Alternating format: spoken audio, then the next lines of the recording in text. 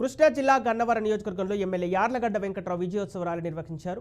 ఎన్టీఆర్ జిల్లా రామవరపాడు నుంచి బాపులపాడు మండలం హనుమాన్ జంక్షన్ వరకు ర్యాలీ జరిగింది. ఇందులో కూటమి కార్యకర్తలు భారీగా పాల్గొన్నారు.